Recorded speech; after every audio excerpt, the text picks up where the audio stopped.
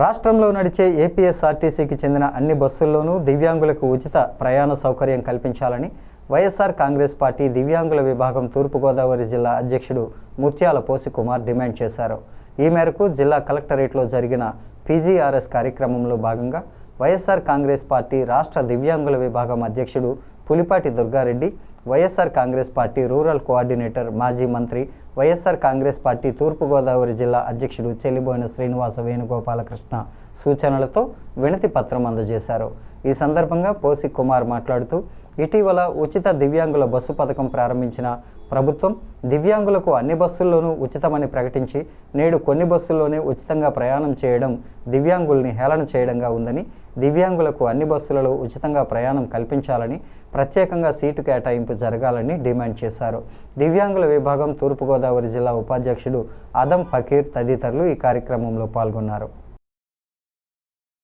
రాష్ట్ర అధ్యక్షుడు పులిపాటి దుర్గారెడ్డి గారి ఆదేశాల మేరకు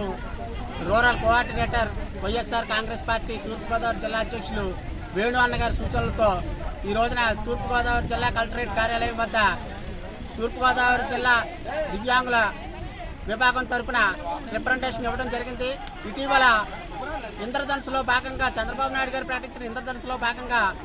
7 వరాలు ప్రకటించిన దాంట్లో ఇటీవల ఆయన ప్రారంభించిన దివ్యాంగుల ఉచిత బస్సు దివ్యాంగులు హేళన చేసే విధంగా ఉందని, దివ్యాంగులకు అందులో సీట్లు కూడా ఉండటం లేదని, అలాగే ఆయన ప్రకటించినట్టు ఏపీఎస్ఆర్టీసీలో అన్ని బస్సుల్లోనే అని ఫ్రీ అని చెప్పి ఈ రోజున 5 రకాల బస్సుల్లోనే ఫ్రీ ఇవ్వటం వల్ల వికలాంగులు నష్టపోతున్నారని, ఇది దివ్యాంగులు హేళన చేయడమేనని,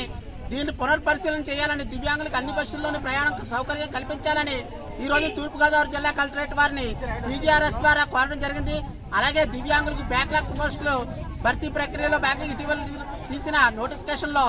ఆర్థోపెటిక్ వికలాంగులకి తీవ్ర అన్యాయం జరుగుతుంది. ఆర్థోపెటిక్ పోస్టులు లేకపోవడం వల్ల దివ్యాంగులు ఎంతో కాలంగా వయస్సుకు మీద పడిపోయి ఎదురు చూస్తున్న వారికి అందరి ద్రాక్షగా ఈ దివ్యాంగుల బ్యాక్లాగ్ పోస్టుల భర్తీ ప్రక్రియ ఉందని, దీన్ని పునర్పరిశీలించాలని ఈ రోజున తూర్పుగోదావరి జిల్లా కలెక్టర్ వారిని